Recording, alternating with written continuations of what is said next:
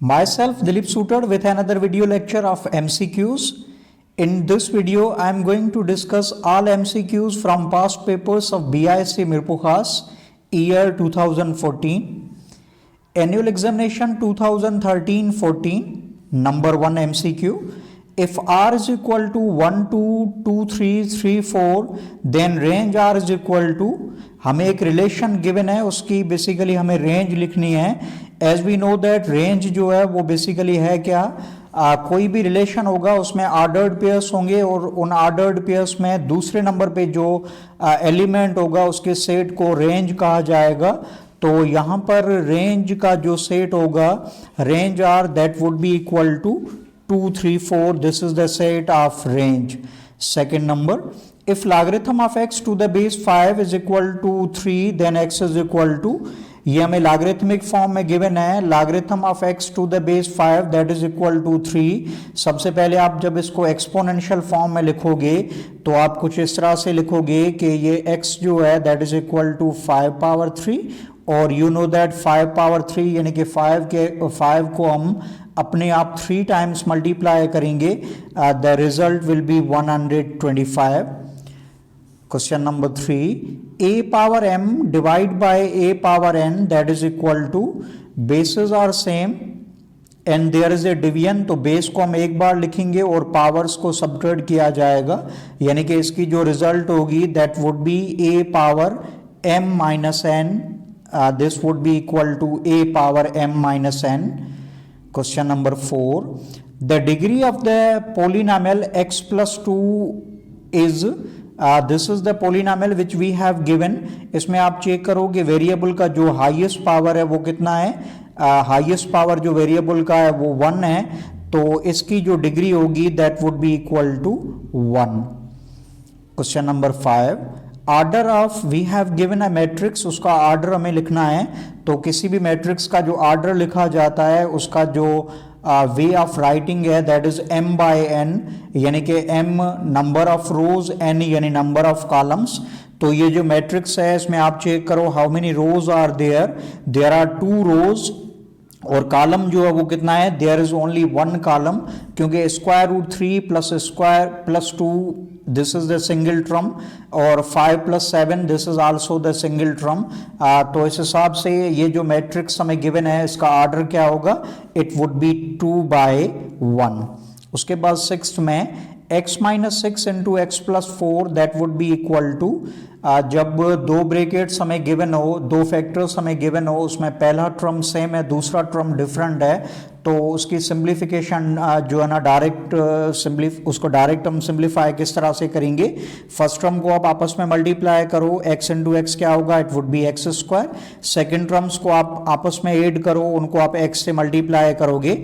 Minus 6 और plus के 4 कितने हो जाएंगे, माइनस के 2 और उनसे आप x मल्टीप्लाई करोगे यानी माइनस 2x. उसके बाद तीसरा जो टर्म होगा उसमें ये जो सेकंड टर्म्स है इनको आप आपस में मल्टीप्लाई करोगे यानी माइनस 6 इंटू प्लस 4 कितना होगा, इट वुड बी माइनस 24 यानी कि इसकी जो रिजल्ट होगी that would be x square minus 2x minus 24. This is given in option B. So the correct answer is B of question number 6. उसके बाद question number 7 में you check if a is equal to, a हमें एक matrix given है उसमें elements है 6, 4, 3, 2. Then we have to find its determinant. Then we have to find determinant of a. तो किसी भी मैट्रिक्स का जब हम डिटर्मिनेंट फाइंड करेंगे तो इन एलिमेंट्स को आप आपस में मल्टीप्लाई करोगे, डायगोनल एलिमेंट्स को आपस में मल्टीप्लाई किया जाएगा. उसके बाद माइनस की सिंबल आएगी और इन एलिमेंट्स को आप आपस में मल्टीप्लाई करोगे तो 6 टू द 12 फिर माइनस की सिंबल 3 4 द 12, 12 माइनस 12 कितना होगा, इट वुड बी 0. तो इस मैट्रिक्स का जो डिटर्मिनेंट है दैट इज 0 यानी कि ए जो हमारा मैट्रिक्स है दिस इज सिंगुलर मैट्रिक्स. उसके बाद 8th में गिवन है a x square plus B x plus C that is equal to 0 will remain quadratic equation if.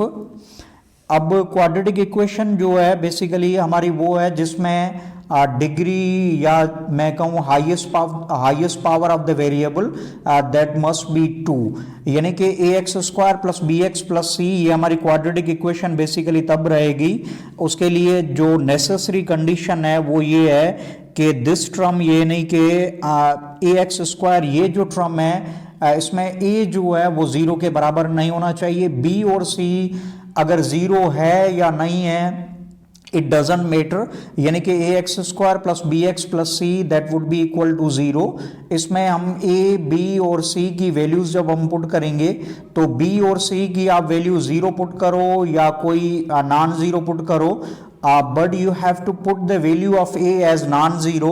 a की प्लेस पे जो है ना आप 0 नहीं पुट कर सकते बिकॉज के क्वाड्रेटिक इक्वेशन जो है उसकी कंडीशन है डिग्री 2 है। तो इनमें से जो राइट ऑप्शन है for being this ax square plus B x plus C that is equal to 0, ये क्वाड्रेटिक इक्वेशन तब होगी जब उसके लिए ये कंडीशन a में जो है कि a जो है वो 0 के बराबर नहीं होना चाहिए, b और c जो है वो भले 0 के बराबर हो। उसके बाद 9th में the LCM of x cubed plus y cubed and x plus y is, as we know that ये एक्स प्लस वाई जो है वो x cubed plus y cubed का फैक्टर है, और एलसीएम में हम कॉमन और अनकॉमन दोनों फैक्टर्स जो है वो बेसिकली लेंगे। तो इस तरह से x cubed plus y cubed और एक्स प्लस वाई, इसकी एलसीएम क्या होगी, all the factors of x cubed plus y cubed. तो इस हिसाब से जो एलसीएम होगी that would be x cubed plus y cubed. उसके बाद 10th में क्या है, if the sum of two angles is 90 degree then angles are called, अगर दो एंगल्स जो है उनका सम 90 डिग्री है then the angles are going to be said as complementary angles. अगर सम 180 डिग्री होगा then the angles are going to be said as supplementary angles. उसके बाद 11 में क्या है, if the vertex and one arm of two angles are common they are called, दो angles जिनमें common vertex होनी चाहिए और एक आर्म जो है वो अगर कॉमन है then the angles are going to be said as adjacent angles. और इस फिगर में आप चेक करो, here we have two angles, एक एंगल जो है वो बी है, दूसरी एंगल जो है वो एंगल ए है। यहां पर आप चेक करो एंगल बी जो है उसकी फॉर्मेशन बन रही है by the intersection of two rays, एक है ए बी रे और दूसरा जो है दैट इज ए डी रे। तो दूसरी एंगल जो ए है उसकी भी जो फॉर्मेशन हो रही है by the intersection of two rays, एक रे जो है दैट इज ए सी रे और दूसरा रे जो है ए डी रे।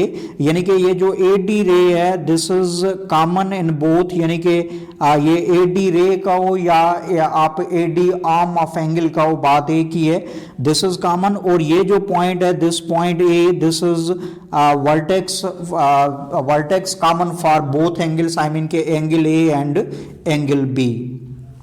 उसके बाद 12 में क्या है, a quadrilateral having only one pair of opposite sides parallel is called quadrilateral, यानी कि हमारी वो फिगर जिसमें बेसिकली 4 साइड्स होंगे, उनमें से अगर एक पेयर जो है अपोजिट साइड का पैरेलल है, दूसरा अगर पैरेलल नहीं है then this quadrilateral is going to be said as trapezoid या ट्रेपेजियम जो है बेसिकली उसे कहा जाएगा। उसके बाद 13th में क्या है, in a right triangle side opposite to given angle is called a right angle triangle जो है उसमें there are basically 3 sides, 90 degree जो है उसका जो opposite side है that is going to be said as hypotenuse। और दूसरी जो दो एंगल्स होंगी उनमें से let suppose if I am taking one angle A, तो उस ए एंगल का जो अपोजिट साइड होगा that is going to be said as perpendicular, remaining जो साइड बचेगा that would be said as base. उसके बाद 14th में क्या है, the line segment whose end points are any 2 points of circle is called, यानी कि एक लाइन सेगमेंट है उसकी दोनों जो एंड पॉइंट्स जो है वो बेसिकली सर्किल की पॉइंट है, तो उस लाइन सेगमेंट को क्या कहा जाएगा, that line segment is going to be said as chord. इस फिगर में आप चेक करो कि ये जो है ए बी जो है दिस इज द कार्ड, इसकी जो एंड पॉइंट्स है आई मीन के point A and point B, these are also the points of circle 2। उसके बाद 15th में चेक करो 1 + 10 square 45 degree is equal to sec square. This is the identity 1 + 10 square theta that is equal to sec square theta. तो 10 के साथ जो angle होगी आप सेक के साथ भी सेक स्क्वायर के साथ भी वही एंगल लोगे, यानी कि 1 + 10 square 45 degree that is equal to sec square 45 degree. Sine 30 degree is equal to cos.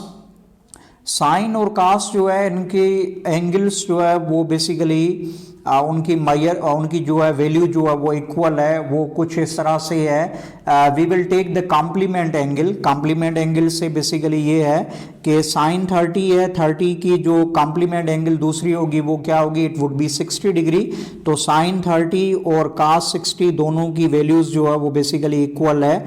Sign 30 की वैल्यू 1/2 है और कास 60 जो है उसकी भी वैल्यू जो है वो 1/2 है। उसके बाद 17 में the line which passes through any 2 points of circle is called.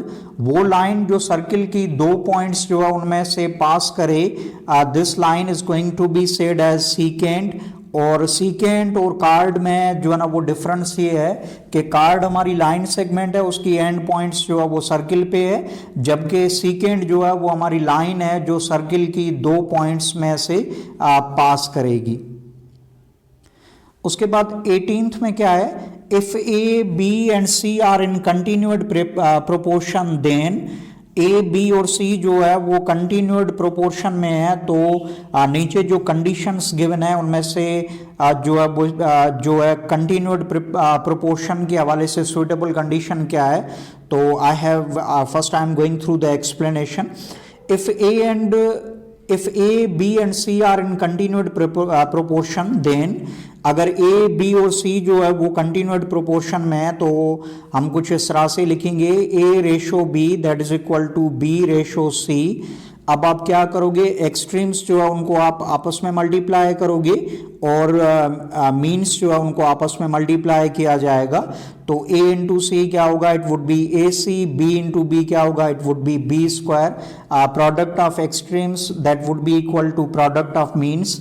तो इस हिसाब से इस कंडीशन के हवाले से बनेगा AC is equal to B square, यानी कि A, B और C अगर हमारे कंटिन्यूड प्रोपोर्शन में होंगे तो this condition is suitable, I mean के AC जो है वो बराबर होगा B स्क्वायर के।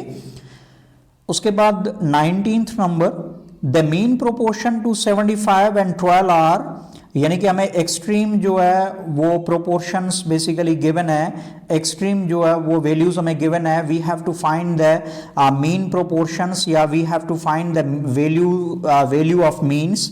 तो इसके एक्सप्लेनेशन में चेक करते हैं, then we are going to tick the option 75/x proportion x/12, यानी कि हमें एक्सट्रीम्स गिवन है, we have to find the means. तो आप कुछ इस तरह से लिखोगे। अब product of means that would be equal to product of extremes. Mean में क्या है x इंटू एक्स और एक्सट्रीम में क्या है 75 इंटू 12। 75 इंटू 12 कितना होगा, इट वुड बी 900 और x इंटू एक्स कितना होगा, it would B x square. हमें x की वैल्यू फाइंड करनी है तो बराबर की उस साइड पे जाएगा, स्क्वायर जाएगा तो वो हो जाएगा पावर हाफ, यानी कि पावर हाफ जो है कभी भी किसी नंबर पे जब पावर हाफ होगा तो उसको आप रेडिकल साइन में लोगे, यानी कि हम उसकी स्क्वायर रूट वैल्यू जो है वो इवेल्यूट करेंगे। तो 900 जो है उसकी स्क्वायर रूट वैल्यू क्या है, स्क्वायर रूट वैल्यू जो है किसी भी नंबर की प्लस और माइनस दोनों में होती है, यानी कि +/-30। तो इसके जो हमें गिवन है the mean proportion to 75 and 12, इसके मीन प्रोपोर्शंस जो है वो क्या है +/-30, यानी कि प्लस अगर 30 प्लस का भी ले सकते हो, माइनस का भी ले सकते हो। अगर प्लस का लोगे तो दोनों जो है ना 30 प्लस के लिए जाएंगे फॉर मीन्स, एक x जो है वो 30 होगा, दूसरा भी 30। अगर माइनस का लोगे तो एक भी माइनस का, दूसरा भी माइनस का लिया जाएगा। उसके बाद द 20 जो लास्ट MCQ है, द मीडियन ऑफ 15, 19, 13, 11, 14, 16 इज, ये बेसिकली हमें जो है एक सीक्वेंस गिवन है। इस सीक्वेंस के जो है ना हमें we have to write the median of this sequence. तो सबसे पहले ये जो सीक्वेंस है इसमें जो नंबर्स गिवन है इनको आप असेंडिंग ऑर्डर में लिखो। असेंडिंग आर्डर यानी फ्रॉम स्मॉल टू बिग, कुछ इस तरह से लिखा जाएगा। अब ये करने के बाद आप चेक करो how many numbers are there are 6 numbers. तो इसका जो मीडियन हम फाइंड करेंगे वो कुछ इस तरह से करेंगे, जो बीच में मिडिल में जो सेंटर में जो नंबर्स है वो कौन से है, 14 और 15 है, और इस सब 14 और 15 का मीन निकालेंगे। Whatever the value will come that is going to be said as median. तो मीडियन किसके बराबर होगा, सम ऑफ जो सेंटर पे जो नंबर्स है उनका सम, यानी कि 14 प्लस 15 डिवाइड बाय 2, तो ये होगा 29/2, 29 डिवाइड बाय 2, रिजल्ट कितनी आएगी, इट वुड बी 14.5। तो ये जो बेसिकली हमें सीक्वेंस गिवन है 6 नंबर्स की, इसका जो मीडियन है that is 14.5। So this is the end of the lecture.